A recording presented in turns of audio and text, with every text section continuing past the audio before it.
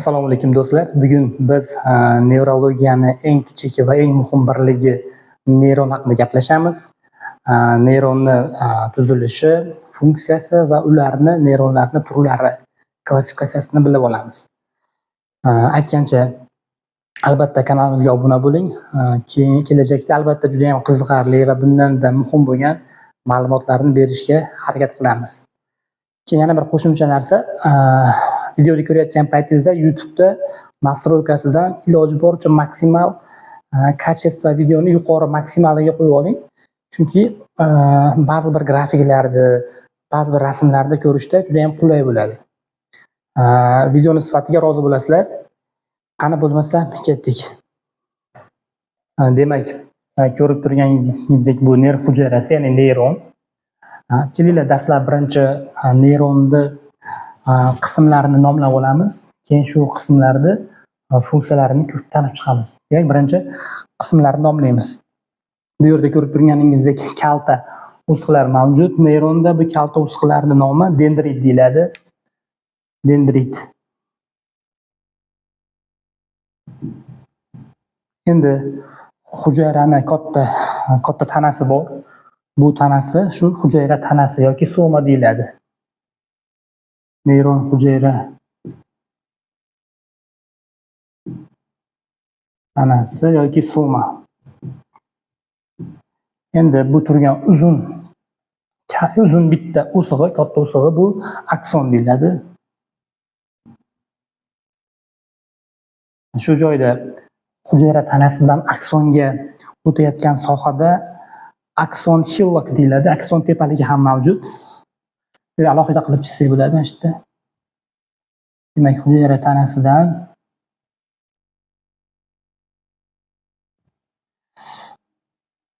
shu soha, hujayra tanasidan aksonga kirayotgan soha bu demak akson hillock inglizchasi, ya'ni akson tepaligi deyiladi. Bu yerda aynan akson tepaligida, akson hillockda juda ko'p miqdorda voltaj darvozali natriy kanallari mavjud bo'ladi. Buni ahamiyatini keyinroq tushuntirib o'taman. Akson shu joy.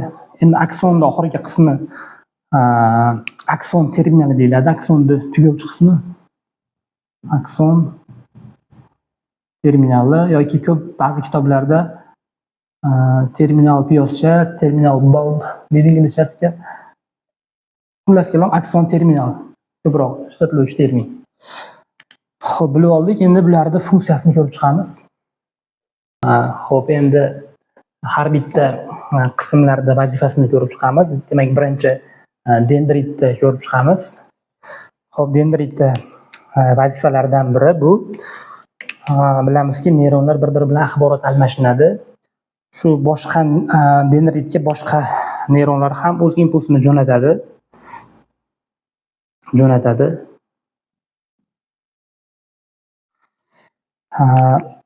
Jo'natganda aynan shu impulslarni dendrit orqali neyron qabul qiladi. Demak, bu yerda biz dendritning ma'lum shu qismini kattalashtirib bu yerda ko'rsatyapmiz. Demak, mana shu dendritning hujayra membranasini kattalashtirgan tasviri bu. Demak, boshqa neyronlar dendritga impuls jo'natyapti neyromediatorlar orqali. Xo'p, endi demak, kattalashtirilgan rasmi bu. Xo'p, bu yerda aynan shu dendrit membranasida ma'lum bir maxsus ion kanallari mavjud. Buni nomi ikkita turibdi bu yerda. Ligand darvozali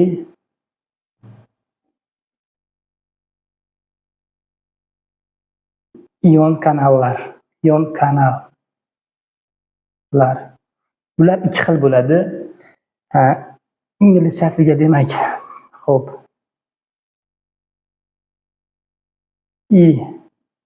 EPSP va IPSP. Bu nima degani hozir tushuntirib beraman. Demak, EPSP degan excitatory postsynaptic potential, ya'ni o'zbekchasiga qo'zg'atuvchi postsynaptic potensial. Demak, qo'zg'atuvchi qisqa qilib yozaman, qo'zg'atuvchi. IPS bu inhibitory postsynaptic potential, ya'ni tormozlovchi, ingiberlovchi postsynaptic potensial, tormozlovchi. Demak, ligand darvozali ion kanali ikki xil: qo'zg'atuvchi va tormozlovchi postsynaptik potensiallar. Demak, biz aytdik, boshqa neyronlar dendritga impuls jo'natyapti.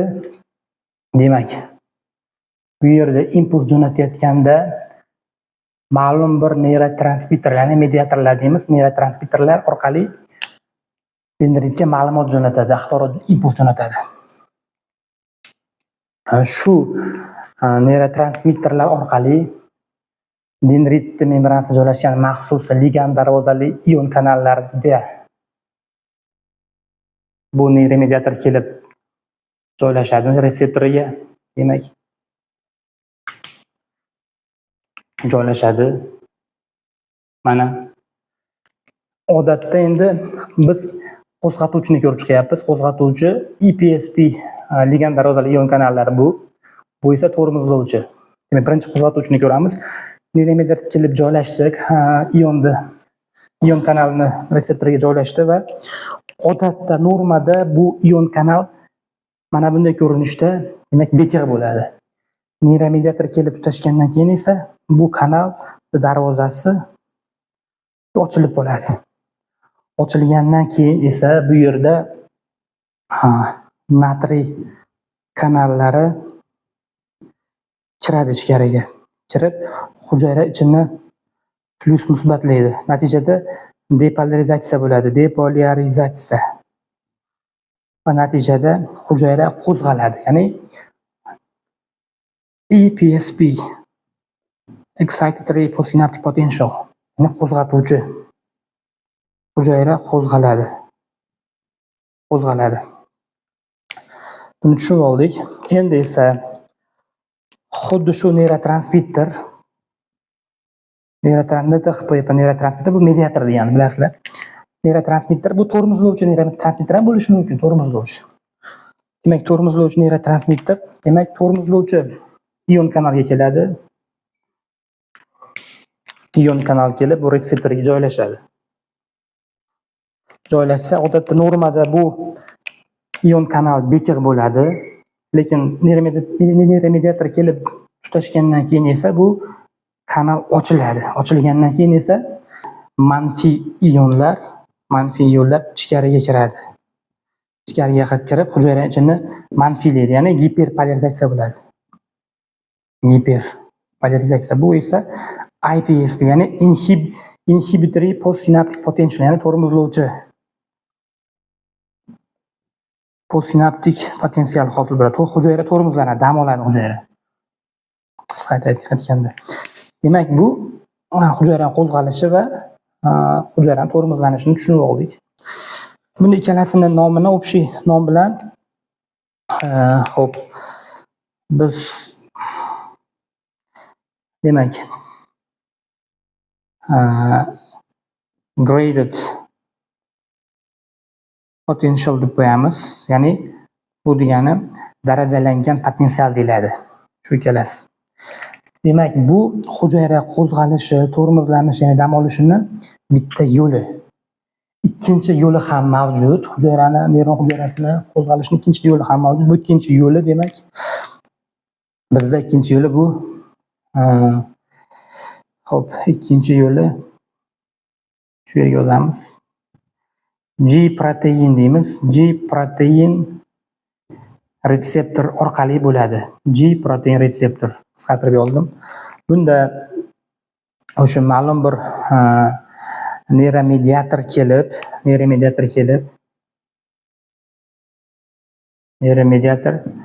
shu retseptorga joylashadi, G protein retseptoriga joylashadi. Joylashgandan keyin esa bu maxsus G protein retseptor hujayra ichida joylashgan G proteinga birikadi. Bu G protein esa o'z navbatida ikkilamchi xabarchi, ya'ni second messenger deydi. Messenger ya xabar uzatadi.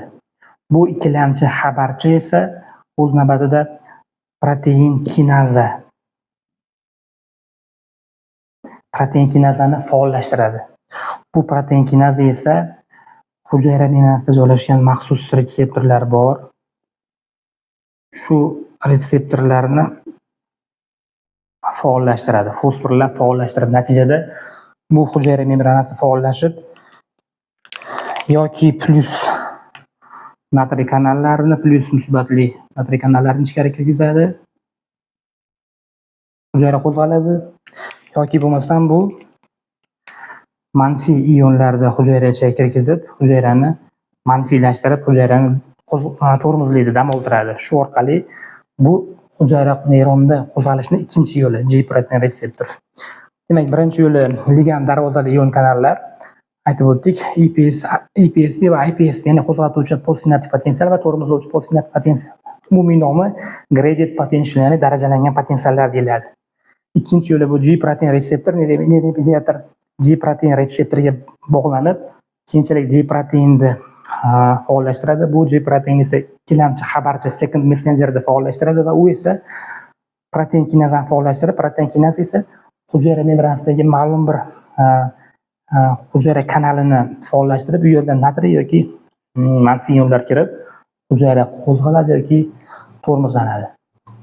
Sal murakkabroq, lekin buni bilib olsak, keyingi mavzularda qiynalmaymiz. Ikkalasi. Endi aytib o'tdik, bu dendritni ma'lum qismini kattalashtirilgani deb aytdik. Xuddi shu narsani biz hujayra tanasida ham xuddi shu narsalar ko'ramiz.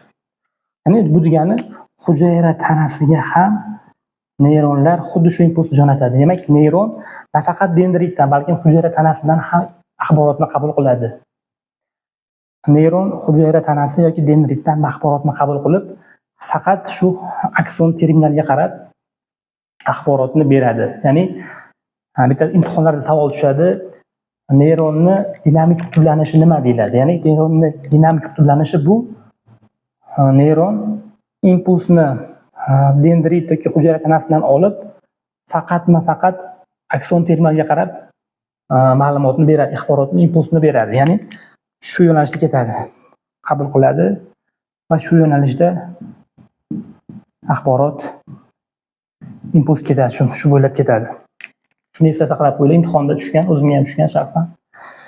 Endi xo'p, dendritni gaplashdik, hujayra tanasini ham gaplashdik qisman. Hujayra tanasining funksiyalaridan biri demak bu gradient potential, ya'ni aytib o'tganimizdek ligand darvozali ion kanallari ham mavjud va G-protein retseptorlar ham mavjud. Bu birinchi funksiyasi. Xo'p, ikkinchi funksiyasi hujayra tanasida joylashgan nuklear mashina, ya'ni nuklear yadro mavjud. Bu esa protein, muhim bo'lgan protein sinteziga javob beradi. Demak, ikkinchi hujayra tanasining ikkinchi vazifasi protein sintezi. Demak, qaysi proteinlarni sintez qiladi hujayra tanasi? Ular demak, albatta neyrotransmitter, ya'ni mediatorlar, ikkinchi o'rinda har xil fermentlar yoki enzimlar deyiladi. Enzimlar yoki membrana proteinlarni sintezlaydi. Masalan, G-proteinni ham sintezlashi mumkin. Aytib o'tgan. Endi shu proteinlarni qanday qilib sintez qilishini hozir ko'rib chiqamiz. Demak, hujayra tanasining yana bir funksiyasi bu protein sintezi. Demak, protein sintezi uchun hujayra tanasidagi nuklear mashina kerak bo'ladi. Ya'ni bu yerda yadroning ichida DNK joylashgan. Bu DNKda hujayradagi barcha ma'lumotlar jamlangan. DNKning ma'lum bir qismi demak, ma'lum bir organella yoki ma'lum bir proteinni ma'lumotni o'zi saqlaydi. Shu ma'lumotni hujayra mRNK orqali kopiyani ko'chirma qilib oladi, ko'chirma qilib oladi. Ana bu transkripsiya deyiladi. Bu ko'chirilgan gen, demak, keyingi tuzilmaga yuradi. Keyingi tuzilma nomi bu qizil rangdagi g'adir-budur endoplazmatik retikulum. Ya'ni ikkinchi nomi ham bor, bu Nissl tanasi, Nissl body deyiladi. Demak, buning inglizcha nomi rough endoplazmatic reticulum, ya'ni rough degani g'adir-budur. G'adir-budur, ya'ni rough endoplasmatic reticulum deyiladi yoki nissl body. Bu yerga bu gen keladi va bu yerda shu gen oqsilga aylanadi va hujayra oqsilga aylanib o'zini membranasini ham hosil qiladi. Demak, oqsilga aylanadi. Bu jarayon translyatsiya deyiladi. Demak, bu yerda translyatsiya bo'ladi. Xo'p, qadr budur endoplazmik retikulumdan keyin bu protein keyingi tuzilmaga o'tadi. Keyingi tuzilma nomi esa bu Golgi apparati. Golgi apparatida bu protein yanada mukammallashib, yana qayta qubiqqa o'raladi va foydalanishga tayyor oqsilga aylanadi.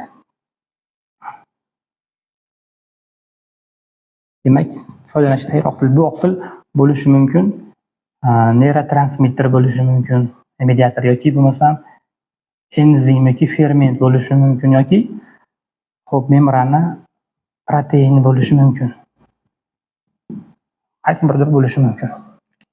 Demak, shu jarayon bo'ladi va bu hosil bo'lgan oqsil ma'lum bir hujayra transportyorlar bor. Transportyorlar yordamida hujayraning boshqa bir qismiga tashiladi. Masalan, hujayra akson terminal qismiga bo'lishi mumkin, akson terminal qismiki aksonga bo'lishi mumkin. Shu joylarga ma'lum bir transportyorlar bor, buni gaplashamiz. Shu orqali tashiladi. Xo'p, endi keyingi tuzilma bu, keyingi qism bu akson. Akson hujayra dendritiga gaplashdik, hujayra tanasini funksiyalarini gaplashdik. Endi aksonni vazifalarini gaplashamiz. Aksonni vazifalaridan biri bu hujayraning harakat potensialida qatnashish, ya'ni harakat potensialidagi biz aytib o'tdik, hujayra qo'zg'alishi bor va tormozlanishi bor. Hujayra qo'zg'alsa, hujayra ichi musbat to'lqinlariga to'ladi, ya'ni depolarizatsiya bo'ladi. Aynan akson shu depolarizatsiyani demak depolarizatsiya oqimini tashishda hujayra tanasidan akson terminalga qarab tashiydi. Bu tashishda bu yerda aksonda voltaj darvozali natriy kanallari mavjud. Demak, voltaj darvozali natriy kanallar.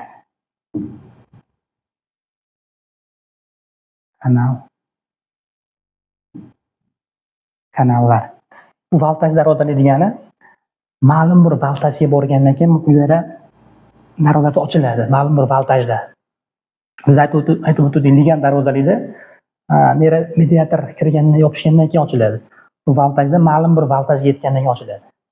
Masalan, biz aytib o'tdik, hujayra tanasi dendrit yoki hujayra tanasi orqali impuls qabul qildi, ligand darvozali masalan ion kanal orqali va natriy ichkariga kirib, hujayra ichi musbatlashdi va musbatlashimda akson keldi. Ma'lum bir voltajga yetgandan keyin shu natriy kanallar, voltaj darvozali natriy kanallar faollashadi va ochiladi. Ochiladi hammasi va natriy hujayraga kirishni boshlaydi. Natriy kiradi hujayraga.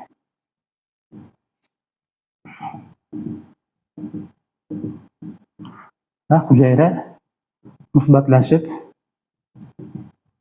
akson bo'ylab akson terminalga qarab yuradi, musbatlar yurishni boshlaydi. Xuddi shu orqali hujayra tormozlanganda yoki dam olganda hujayra tanasidagi manfiy ionlar ham aksonni terminalga qarab akson orqali hujayra tanasidan akson terminalga qarab tashiladi bu oqim, manfiy oqim tashiladi. Va bu yerda joylashgan voltaj darvozali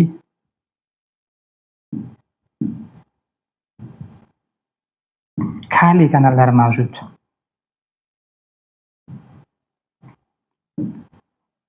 Ular ham hujayra dam olganda, hujayra tormozlanganda shu hujayra tanasida birinchi manfiy yo'llar ichkarida bo'ladi va ma'lum bir voltajga yetgandan keyin bu kanallar ochilib ichkaridan tashqariga qarab kaliy, qizil yozaylik,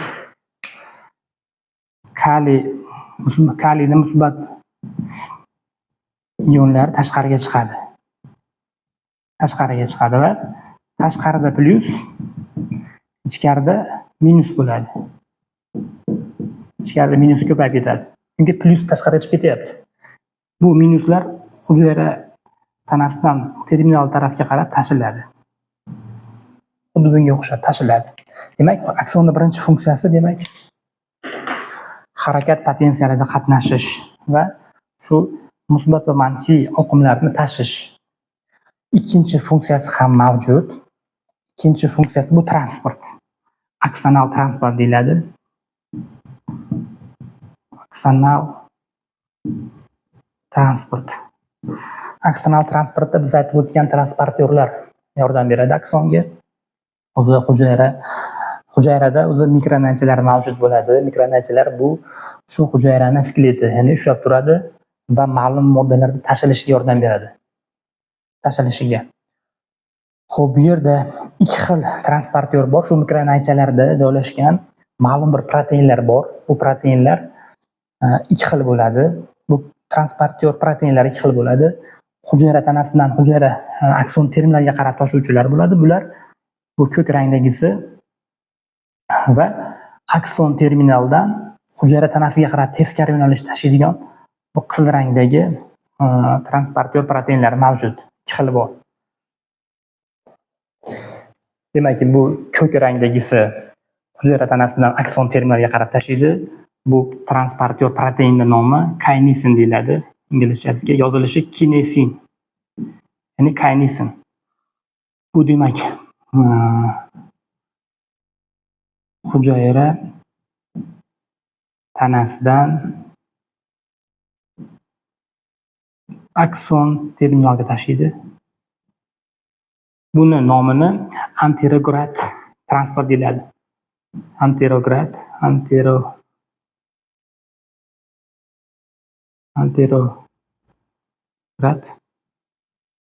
aksonal transport deyiladi.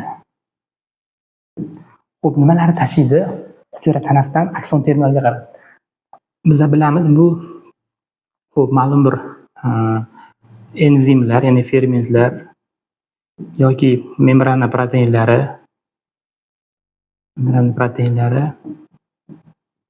yoki bo'lmasam shu aytib o'tgan neyrotransmitterlar, ya'ni mediatorlar tashib beradi, hosil bo'lgan.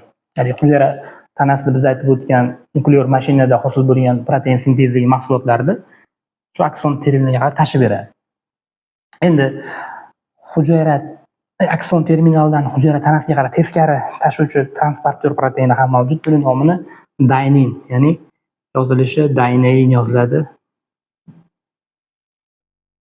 Bu demak akson terminaldan hujayra tanasiga tashiydi. Buni retrograd deydi. Retrograde aksonal transport. Xo'p, nimalar tashiydi desangiz, teskari yo'nalishda akson terminaldan hujayra tanasiga qarab birinchi o'rinda nerv o'sish faktori. Buni tushuntirib o'taman nimaligini. Yoki bo'lmasam ma'lum bir o'z ishini bajarib bo'lgan va nobud bo'layotgan hujayra organellalari. Nobud bo'layotgan organellalar. Masalan, mitoxondriya akson terminalida o'zi demak o'zini ishini bajarib bo'ldi, nobud bo'lyapti. Buni dynein transportyor orqali xo'p hujayra tanasiga qarab tashiladi. Maqsad yo buni degradatsiya, ya'ni parchalab yuborish yoki bo'lmasam buni qayta ishlovga berish, ya'ni recycle, qayta ishlashga beradi. Qayta ishlash. Nerv o'sish faktori degani, masalan, akson terminalida ma'lum bir jarohat bo'lsa, nerv neyronda, shu jarohatda neyron shu dynein transportyor yordamida hujayra tanasidagi nuklear mashinaga impuls axborot beradi. Akson terminalida jarohat bor. Shunga protein kerak desa, ma'lum protein ishlab chiqarib va shu yerga olib borib shu informatsiyani dynein orqali beradi va protein sintezi kuchayadi. nerv o'sish faktori. Endi shuni rasmni ham aytib qo'yamiz. Demak, kaynisin transportyor yordamida demak qo'liga yozib qo'yamiz. Bu ma'lum bir enzimlar yoki bo'lmasa membrana protein yoki nimalar neyrotransmitterlar tashiladi tanadan akson terminalga qarab. Endi bittagi dynin orqali esa nerv o'sish faktori, ya'ni u FHP o'sish faktori yoki bo'lmasam shu nobud bo'layotgan organellalar tashiladi akson terminaldan hujayra tanasiga qarab. Endi buni klinik ahamiyati ham bor, shu joyi juda ham qiziq. Ba'zi bir viruslar mavjud. Qaysi viruslar? Demak, qayerga yozsak, bu yerga yozsak bo'ladi mana. Xo'p, ma'lum bir viruslar bor. Bular demak orada yozamiz. Polio virus, rabies, ya'ni quturish virusi yoki bo'lmasam gerpes simplex, oddiy gerpes yoki bo'lmasam varicella zoster.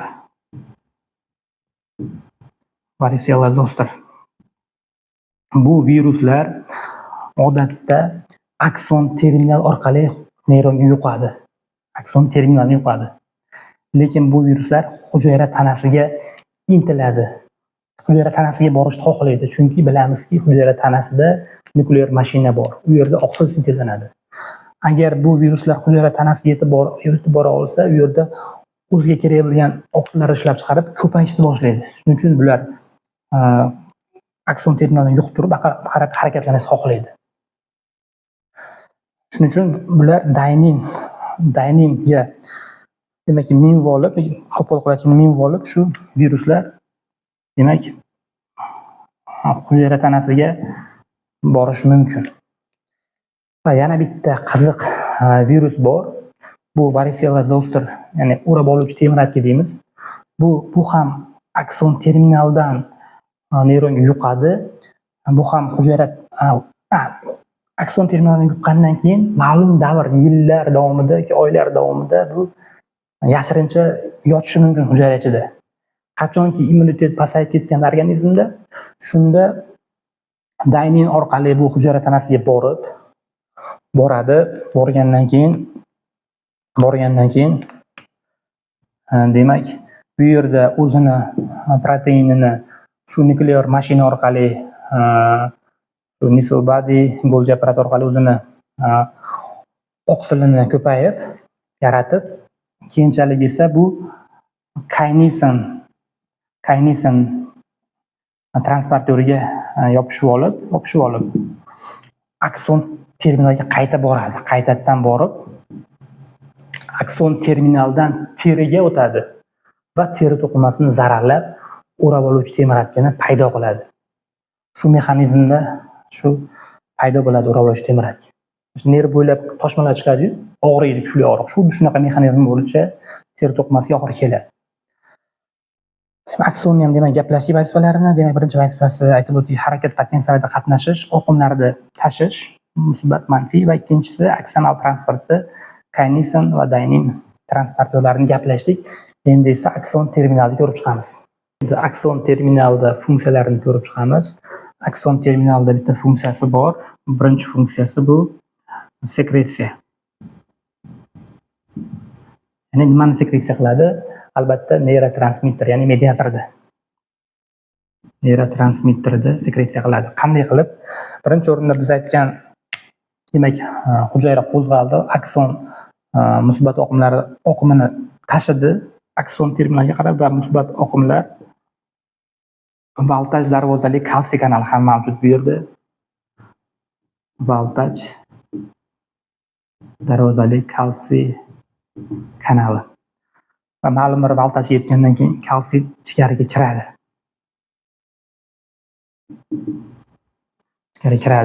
Ichkariga kirgandan keyin kalsiy akson terminalda, bu yerda akson terminalda bu vezikulalar mavjud. Bu vezikulaning ichida aynan neyrotransmitterlar, mediatorlar joylashgan. Kalsiy shu vezikulada maxsus bir qizilmi oq sil bor. Buni nomini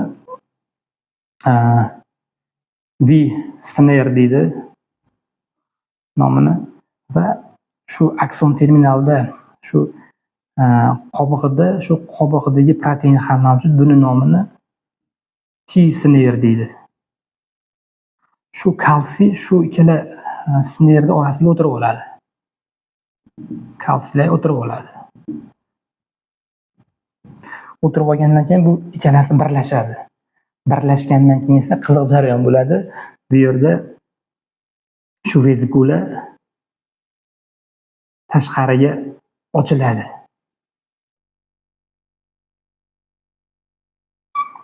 Ochilib, ichkaridagi mediatorlar tashqariga chiqadi.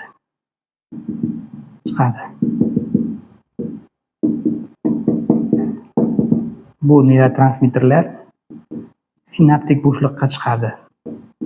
Bu yerda yana bitta yadro bo'lishi kerak, yana bitta neyron bo'lishi kerak. Bu neyronda maxsus retseptorlar bor.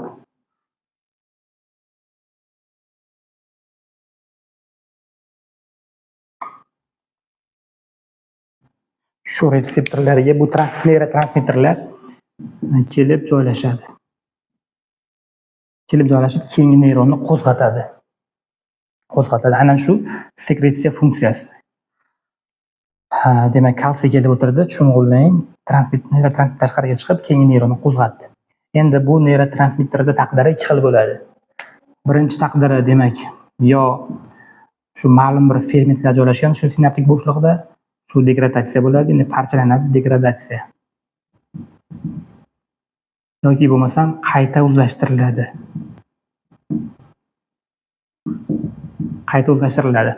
Degradatsiya parchalanib yuboriladi birinchi yo'li.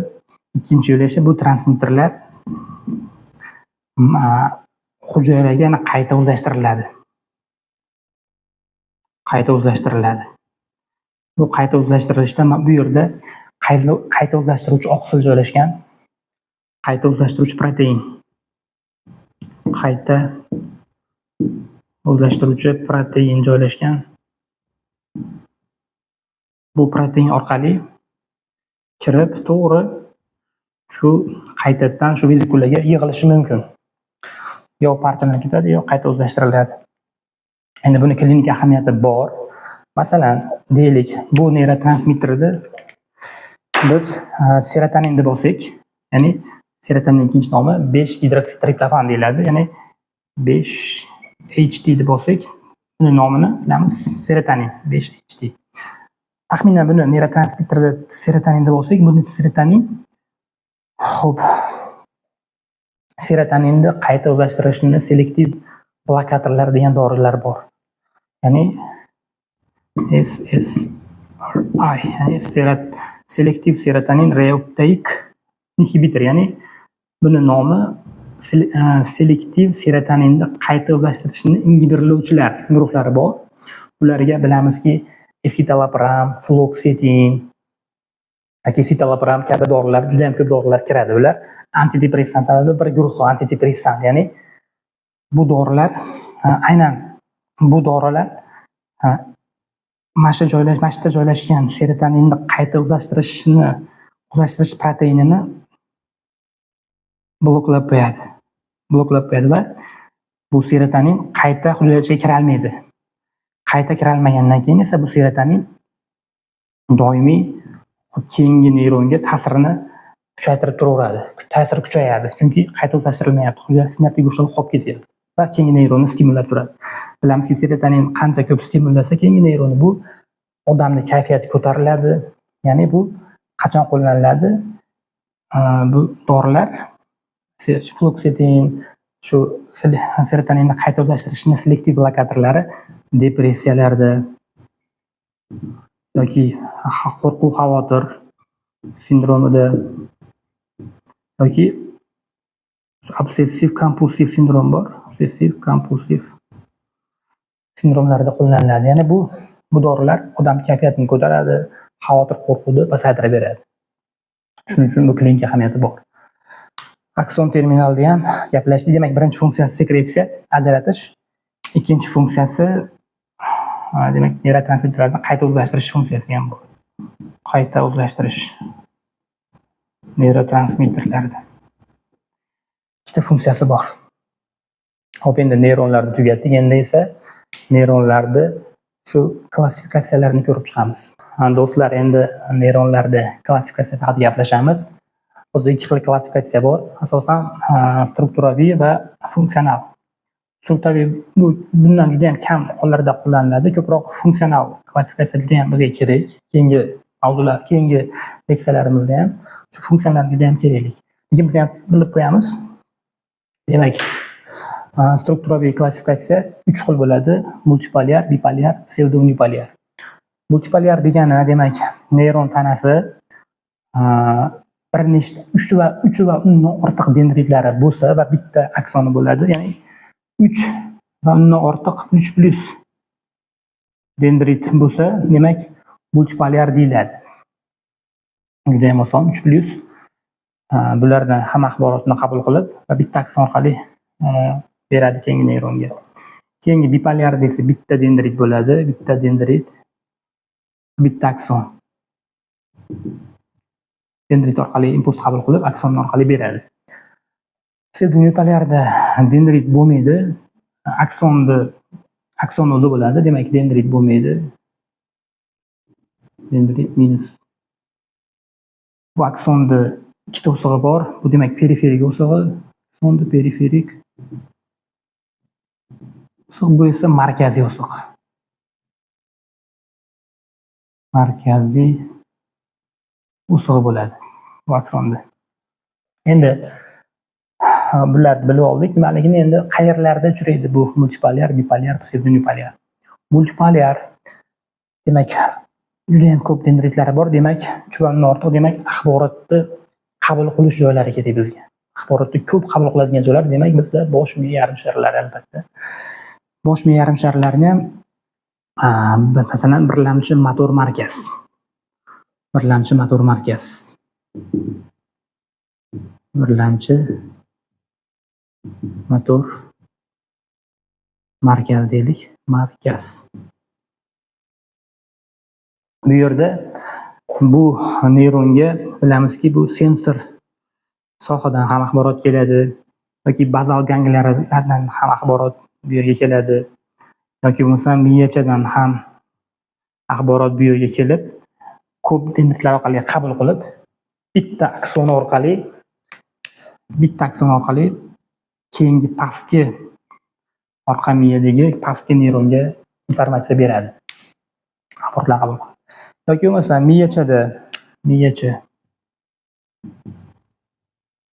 miyachada ham masalan pastki sohada propriotseptorlardan axborotlar miyachaga keladi. Yoki vestibulyar o'zimizni balansni sezgilari bu yer miyachaga keladi. Yoki shu harakat plani miyachaga keladi. Axborotlar ko'pi kelib, bitta shu akson orqali juda ham ko'p joylarga axborot beradi. Xo'p, endi bu tushunarli multipolyar. Aynan kimgadir qiziq bo'lsa, bu birlamchi motor markazidagi aynan neyronning nomi bu piramidal hujayra. Piramidal. Miyachadagi bu hujayraning nomi Purkinje hujayrasi. Kerak bo'lishi mumkin keyinchalik darslarimizda. Shu miyacha darslarimiz bor, keyinchalik yarim sharlarda o'tganimizda ham shuni aytib o'tamiz. Multipolyar. Endi keyingisi bipolyar qayerda uchraydi? Bu ko'proq maxsus sezgi a'zolarimizda, ko'z, xo'p, demak, quloqda va nimada? Quloqda va ichki quloqda joylashgan. Demak, xo'p, ko'zda bu demak to'r pardada joylashgan hujayralarda yoki quloqda biz bilamizki, ichki a'zosida korti organida yoki shu yarim aylana kanaldagi hujayralarda shu bipolyar bor. Ya'ni ichki quloqda demak eshitish markazi korti organida yoki bo'lmasam muvozanat markazi yarim halqalar joylashgan neyronlarda shunaqa bipolyar bo'ladi. Endi yoki bo'lmasam burunda ham aytmoqchi, burunda ham olfaktoriy nervda ham hid bilish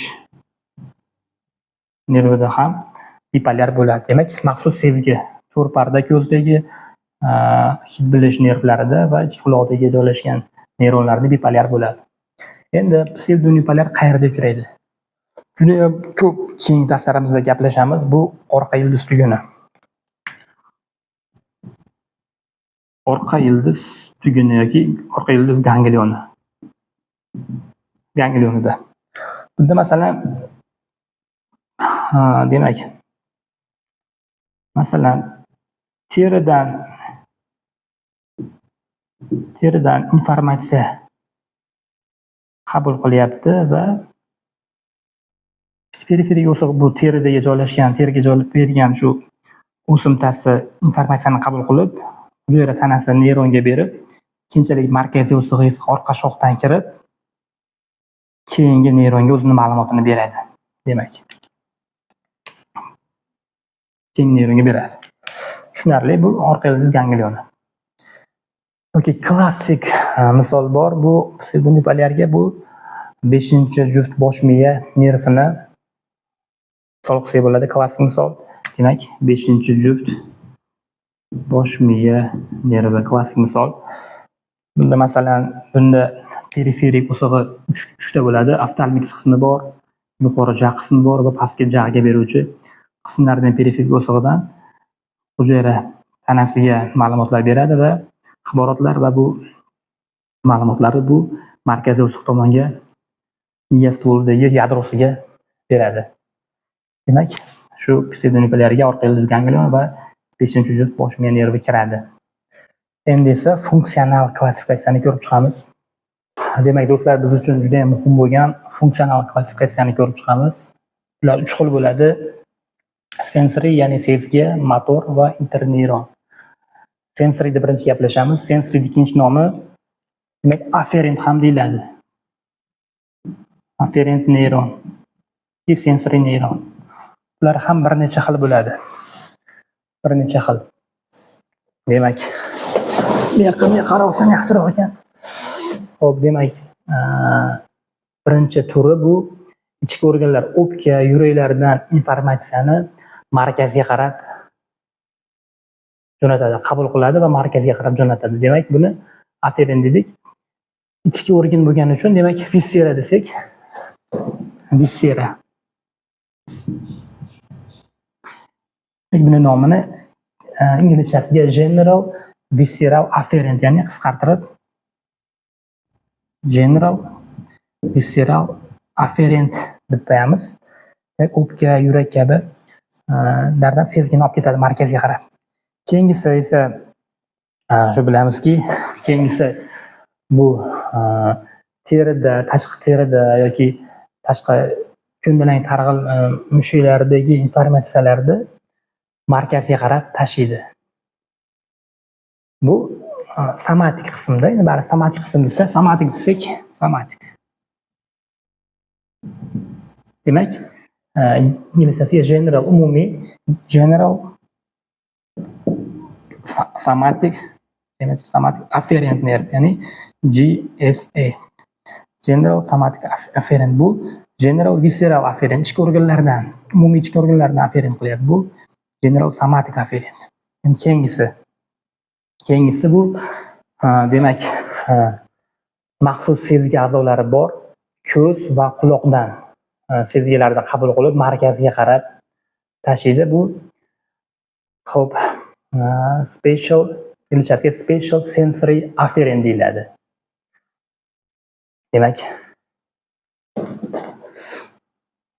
Demak, special sensory afferent deyiladi qisqartma nomi. Endi keyingisi burun va tildagi ta'm bilish va hid bilish sezgilarini markazga qarab boruvchilari, bu ham sezgi deyishlari mumkin, lekin bu ichkariroqda joylashgan. Shuning uchun visserada joylashgan. Viscerada shuning uchun buni nomini special bu ham special degani maxsus bunaqa. Special yoziladi-yu. Special visceral afferent nomi. Qisqartma. Bu nomlar juda ham kerak bo'ladi hali keyingi leksiyalarda. Demak, birinchisi general visceral ichki organlardan afferent, keyingisi general somatic afferent tashqi muskul terilardan va keyingisi ko'z va quloqdan special sensory afferent, keyingisi hid bilish va ta'm bilishdan special visceral afferent bo'lyapti. To'rttaga bo'linadi sensory. Endi motor, demak, men o'tirib olsam qulay ekan. Demak, motorlarning ikkinchi nomi efferent.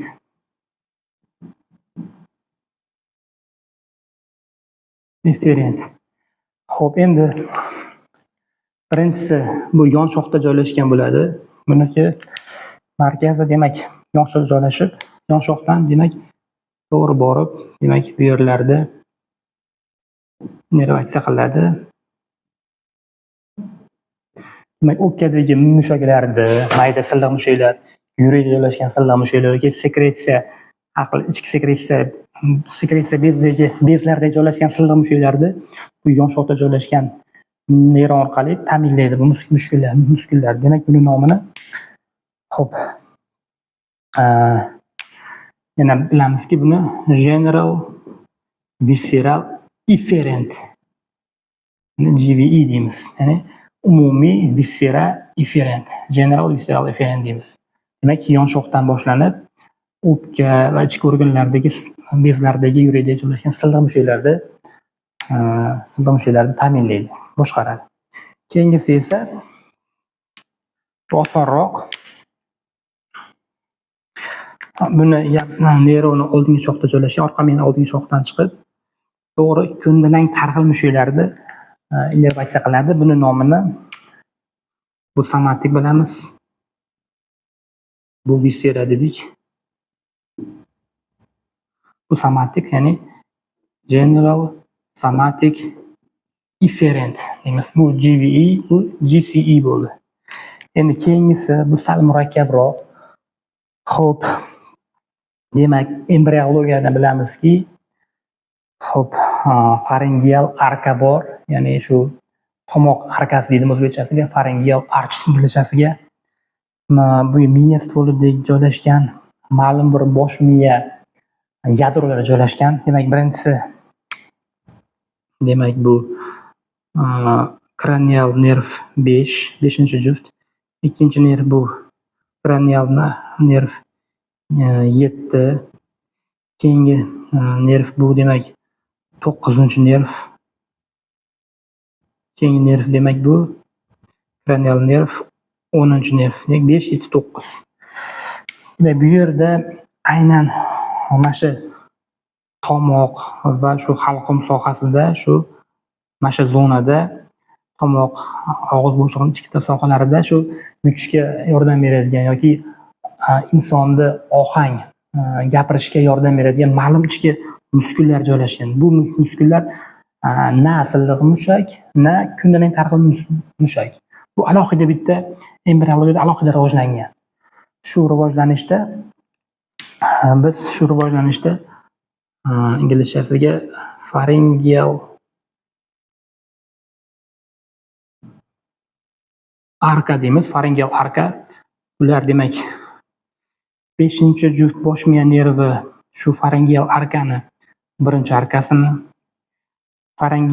bosh miyaning 7-nervi demak pharyngeal arkani ikkinchi arkani ta'minlaydi. Bosh miyaning 9-nervi esa 3-arkani ta'minlaydi.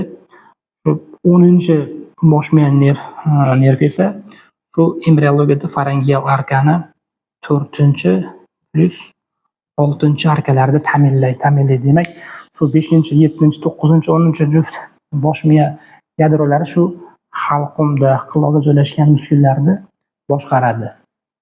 Bu na ko'ndalang tarqalmish muskul, na silliq muskul. Bu alohida embriologiyada rivojlangan muskul. Xo'p, bilib oldik. Endi interneyron gaplashamiz. Interneyron bu oddiy shu sensory va motor neyronlar orasidagi neyron bu interneyron oraliqdagi neyron deyiladi. Misol uchun bilamizki, shu birlamchi motor markazidan harakat pastki neyronga berib, pastki neyrondan esa shu muskulni innervatsiya qiladi. Shu muskulni innervatsiya qilganda, shu muskulni ichida ham joylashgan proprioretseptorlar bor.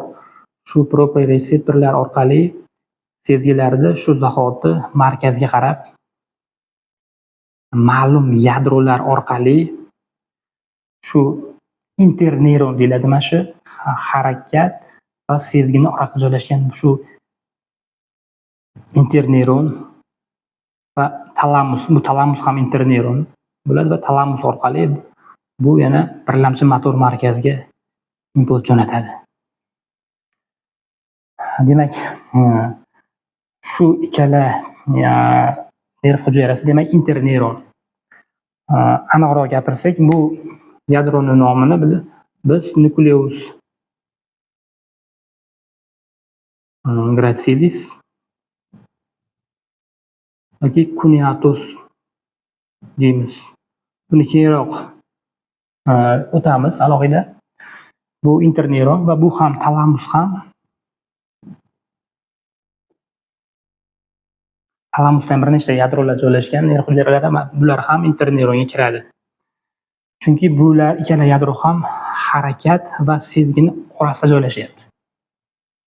Shu interneyronlarga yaqqol misol bu orqa miyada joylashgan oraliq neyron. Bilamizki, teridan informatsiyalarda, masalan, teridagi og'riq bo'lishi mumkin yoki bo'lmasam ba'zi bir teginish sezgilari bo'lishi mumkin. Bu markaz bu sezgilarni qabul qilib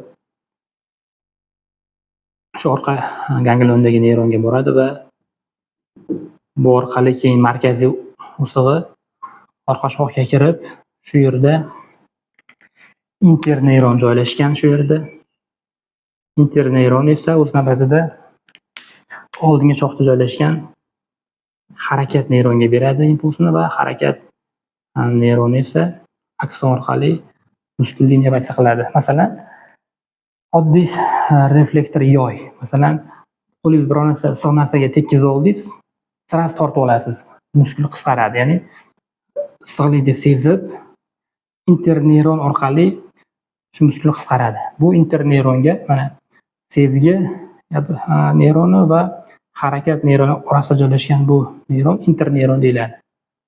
Bu klassik misol. Demak, shulardan iborat. Shunday qilib do'stlar, demak bugun biz neyronda tuzilishi, funksiyasi va klassifikatsiyasini ko'rib chiqdik. O'ylaymanki, video sizlarga yoqdi. Keyingi videolarda ko'rishguncha, xayr.